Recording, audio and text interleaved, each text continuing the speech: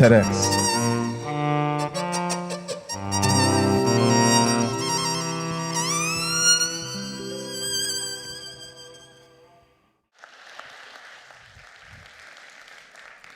Good afternoon. I have the best job in the world because I get to spend the whole day looking into other people's eyes. I love the eye. I'm fascinated by it. And I'm here today to hopefully make you just as fascinated with your eyes. As an eye doctor, I have a license to ask you to do something with your eyes. Close them and keep them closed for now. I want you to clear your mind of all thoughts, and just focus on your eyes. Did you know that they weigh, after all, no more than 0.3 ounces, or less than a plum? What if I ask you to listen to this entire talk with your eyes closed? How uncomfortable would that make you feel? Of all the things you fear most in life, would blindness be one of them? No doubt, we do take our sight for granted. And yet, for those of you over the age of 40, 1 out of 35 is in danger of losing the eyesight through a stealth disease called glaucoma. Please open your eyes now. Glaucoma is a chronic and incurable disease that some call the silent thief of sight. And it definitely fits that name, as there are no symptoms nor pain associated with it. What causes glaucoma? Well, unfortunately, we don't really know. What we do know is that in glaucoma, the pressure in the eye, or what we call the intraocular pressure, is too high, and if left unchecked, gradually destroys the optic nerve. The optic nerve is a connection between the eyes and the brain. So when that happens, only part of what we see is actually transmitted to the brain, and we lose our visual field without noticing it. Let me show you an example of what I mean. The Vitruvian Man by Leonardo da Vinci. When you lose part of your visual field, as in glaucoma, you don't simply see a black spot on it. That would be too easy. Glaucoma is much more sinister. When you lose part of your visual field, what happens is that the plasticity of the brain takes over. Or in other terms, the brain uses visual information from neighboring parts of the retina that are still intact and fills in the gap so that someone who has glaucoma would now see the Vitruvian Man more like that.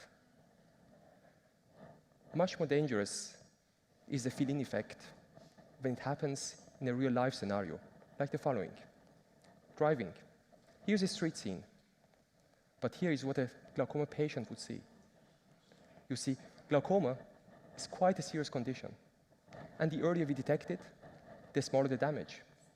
Today, the only way to detect glaucoma is through regular eye checks with your eye doctor.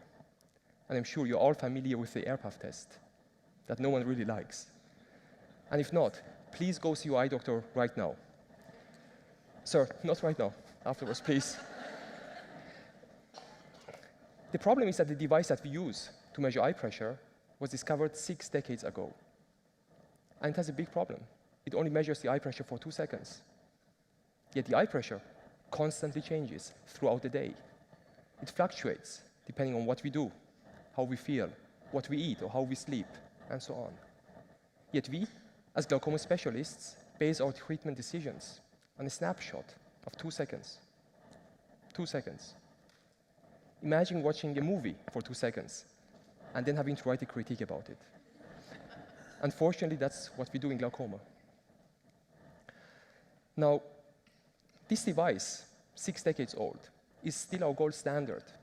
It's probably the only gold standard in all of medicine that has remained unchanged for so long. All the while, in other parts of medicine, continuous monitoring of blood pressure, heart rate, or blood sugar has long become mainstream. The question really should be, 5 years from now, will we, in glaucoma, still offer the same outdated technology to our patients?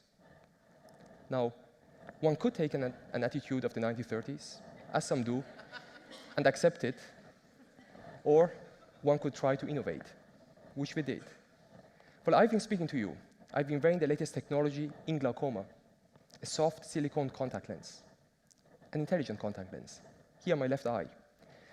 And I'm going to stand still for up to half a minute, extremely long period, and not move while you get a close-up of it.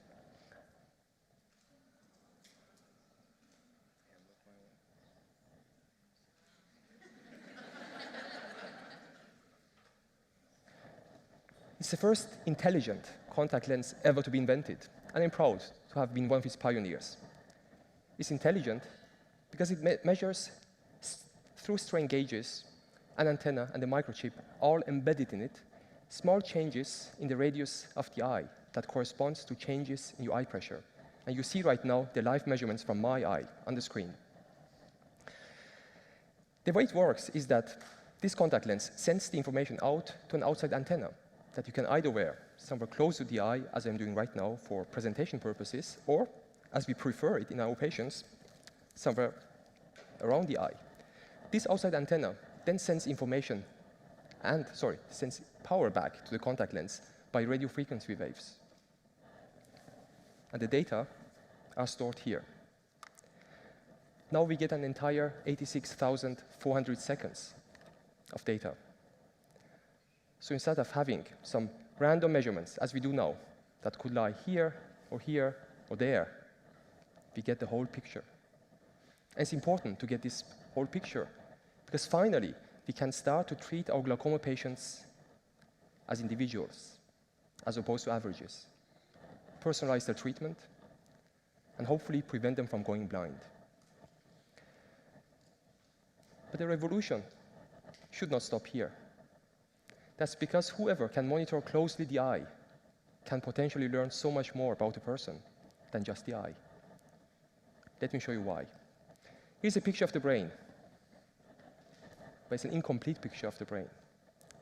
What's missing, of course, is the eye. But why? Well, the eye, as part of the central nervous system, is a direct extension of the brain. 2/3 of the cortex are dedicated exclusively to the eye. So one could say the eye is an organ of superlatives. Think of it. Eyes contribute 85% of a person's total knowledge. 85%. And many diseases of the body have the first signs in the eyes, long before they show up elsewhere in the body. Multiple sclerosis, high blood pressure, high cholesterol, diabetes. Speaking of which, imagine having your contact lens measure your blood sugar levels through the tear film and then release some insulin right into it. Science fiction? No. Researchers are already working on that in Seattle. Let me be philosophical.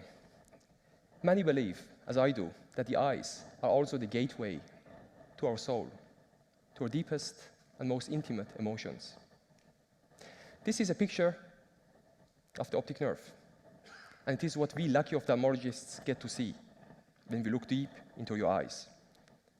It is not only a beautiful testimony to nature, to a sense of aesthetics, but it also provides us directly with an insight into the brain, which is right there, the white substance in the center. And for this, no surgery, no MRI necessary. Just this. An ophthalmologist's most important tool. A simple lens. So, as I said before, whoever can monitor closely the eye can potentially learn so much more about a person. Sometimes, we may discover more than we intended. Let me speak of a study patient of mine, a 66-year-old female, a former head nurse, a serious person. When she returns after 24 hours of wearing the contact lens, and I have a look at the data, I see something I had never seen before. Because while for most of the day her eye pressure was stable, there was a big, unexpected drop maintained for an hour at the beginning. What happened? Well, after some questioning, she admitted that after returning home, she and her husband, 74 years old, opened a bottle of champagne and had sex.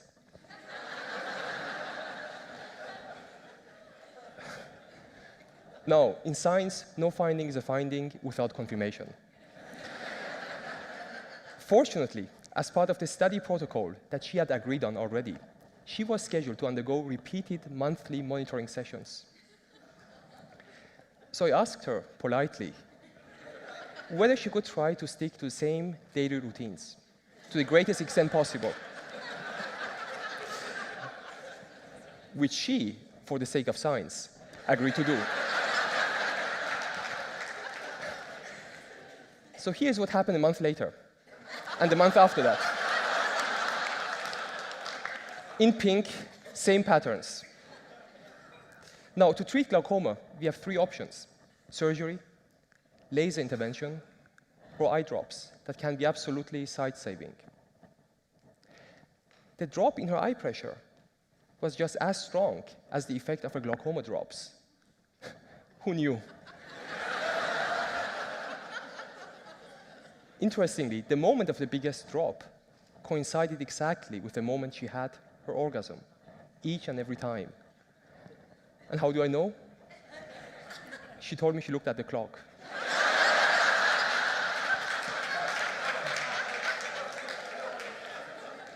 I'm showing you this, I'm telling you this, because I think that in future, there will be many other creative uses for smart contact lenses. And it is up to us, up to you, up to Qualcomm, to come up with creative, innovative ideas. But if you're like me and forget the names of people the moment you have met them, the next application might come in really handy: face recognition. Have your contact lens recognize the face of the person in front of you or sitting right now next to you. Then beam to their Facebook page and beam all the relevant data, not just the names, straight into your retina, and save yourself some embarrassment. So, since the beginning of times, our eyes have brought us intelligence, development, and creativity. With this technology, for once, we give the gift of intelligence back to our eyes. Thank you very much.